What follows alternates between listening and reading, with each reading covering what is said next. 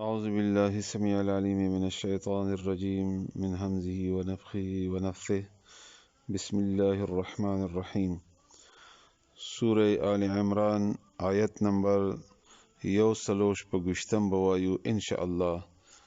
اللہ تعالیٰ دے وینا حق ادا کولو توفیق راکی و اللہ تعالیٰ دے مونږ تاسو ټول په قرآن پوی او بیا د عمل کولو توفیق راکی آمین.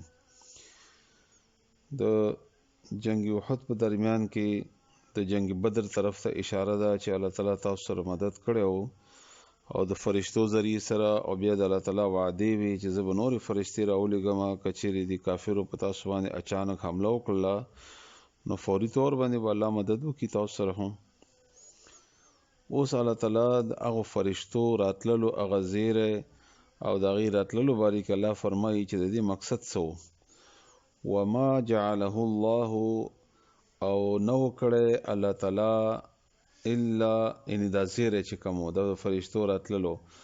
بشرا زیره لکم تاسو د پاره ولتطمئن ولی او د پاره تطمئن چشی قلوبکم زرونه د تاسو د پاره چشی مطمئن زرونه د تاسو به پاغه باندې مطمئن.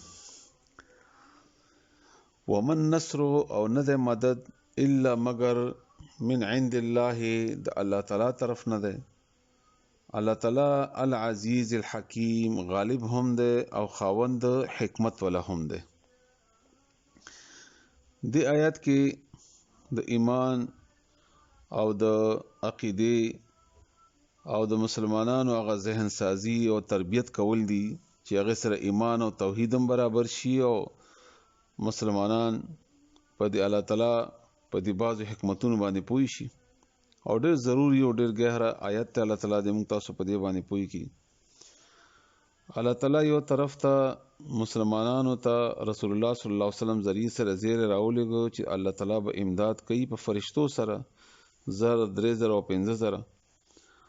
او بیا الله تعالی په بدر کې مختلفو طریقو سره امداد وهم کړو فرشتي هم راغلي. رسول الله صلی الله علیه وسلم په خپل او فرمایل چې هغه د جبرائیل علیه السلام راغی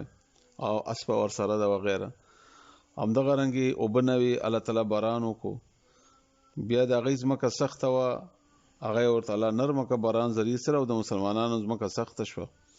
هوا راغله ریګي د غي پسترګو کې ورو غرزول او جنگ د پاره یو شدید مشکل جوړ شو کافرو د پاره همدارنګه د مسلمانانو د ښکارا نظر باندې د کافر ډیر کم ښکار شول مضبوطه حمله کولو د پاره فرشتو زیره راغی دا ټوله خبره په خپل ځکه دي او شوې دي دا ټوله خبره. نو الله فرمایي چې دا هر څه د پاره چې تاسو زړه مطمئن شي او جم کې مضبوط کې او خپ طریقې سره او په مقابله سره او په جرأت سره تاسو جګړه وکړئ. خو ومن نصر الا من عند الله نه د مدد مگر د الله طرف نه ده او الا بشرا مگر زیره ان استاسو د فرشتو راتلل تاسو ایمان په دې باندې جوړ نشي چې کني فرشتي مدد کوي او فرشتي ذریعہ د کامیابی ده نه ذریعہ د کامیابی د الله تعالی حکم ده. اعتماد به الله باندې ساتي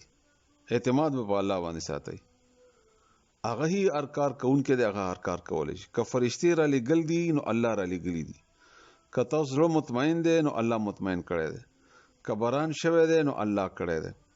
که داسې نور تعاون شوه دی نو الله تعالی کړی دی. په دې شیونو به اعتماد نه کوئ دا به هم د الله تعالی طرف نه کچېرې تاسو صبر او تقوا اختیاروي دا به هم وي. خو اهم خبره دا ده چې خپل ذمہ داری نه به نه بېغمه کیږئ. هندي مطلب دا نه دی چې تاسو به کور کې کینې او دعاګانې به کوي نو کافر به تاسو ته الله تعالی ووهي الله وهلی شو که الله وهلی نو پیدا کولی ولې او چې پیدا وکړو نو بس خپل عذابونه به راغلي او ټول به ختم کړي وي. او د آخري دوه نمونه چې کم دي د الله تعالی العزیز او الحکیم د الله تعالی اسماء او صفاتونه بهترین صفاتونه دي په دې ځای کې او په دې آیت مناسبت سره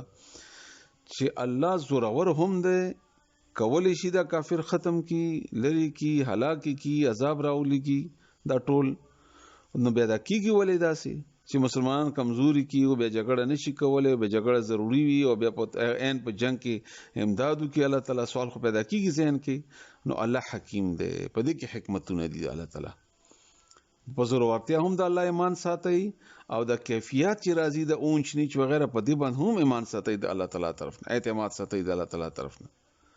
خلاصه دا ده چې تاسو به خپل ذمہداري خامخه پوره کوئ، ذمہداري به خامخه پوره کوئ.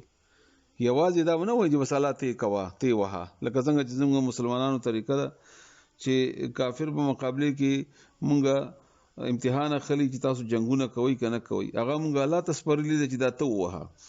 او رزق ذمہداري د الله تعالی د چې مونږ ته راکړي، هغه مونږ په خپل ذمہ اغستې ده چې بس مونږ به پوره کوو. نو هغه کار کیږي ځکه چې هغه مونږ الله تسپرل دی، اعلان کې کار زمونږ دی، نه دا بل کار کیږي د رزق اطمینان ځکه چې دا د الله ذمہداري او د مونږ په خپل سر باندې اغستې. مطلب دا دی چې تاسو به خپل ذمہداریان پوره کوئ او اعتماد به په خپل ذمہداریانو په وسایلو باندې کوي، اعتماد په الله ذات باندې کوي. د دواړو چې قران کریم ته ګوري د دواړو آیتونه، لکه مثلا الله فرمایي چې وانتم العلون ان کنتم مؤمنین، تاسو به کامیابیږئ که تاسو مؤمنان یې. دلته الله تعالی فرمایي صبر او تقوا به اختیاروي نو تاسو ته امداد برازي. او الله تعالی فرمایي واعد لهم استطاعتم، تیارې به کوي د جنگ د پاره، د اسونو او د آلاتو د جنگ د تیارې به کوي. او ورسره الله تعالی فرمایي چې اعتماد په الله باندې کوي، الله به امداد کوي، الله به د هر څه کوي او کولې هم شي الله تعالی په اختیار کې هم دي. دغه د عزیز او د حکیمانه ده چې تاسو په خپل ذمہداریان هم پوره کوي او الله تعالی باندې به اعتماد هم کوي. دغه دوه کیفیتونو کې زموږ د ژوندۍ د روانه ده. کچېر الله تعالی موږ په دې پوي کې او الله تعالی دې موږ تاسو پوي کې، نو زموږ ایمان او زموږ عقیده ډیر اسانواله هم پیدا وشي، موږ به زیات پوي هم پښو په دې باندې چې خپل ذمہداري به خامخه پوره کوو، ذمہداریانو سره سره اعتماد په الله باندې کوو، نه به ذمہداري نه بیغمه کیږو. دا زموږ دا کار دا کو خامخه هر ذمہداري چې ده، لکه مثلا موږ مزدوري کوو د حلال پیسو ګټلو لپاره، خو رزق د الله په لاس کې ده. موږ به کافر سره مقابله کوو، خو فتح او شکست ورکول د الله په لاس کې دي. موږ به ازمایي الله تعالی، فیصله به د الله تعالی وي. الله دې موږ تاسو په دې باندې پوي کې الله دې عمل کولو توفیق راکړي. نو مانه تاسو زده کوي وما جعله الله، او نه د ګرځولې الله تعالی الا مگر بشرا زیره، ان درستول د فرشتو او د زیره لکم تاسو د پاره،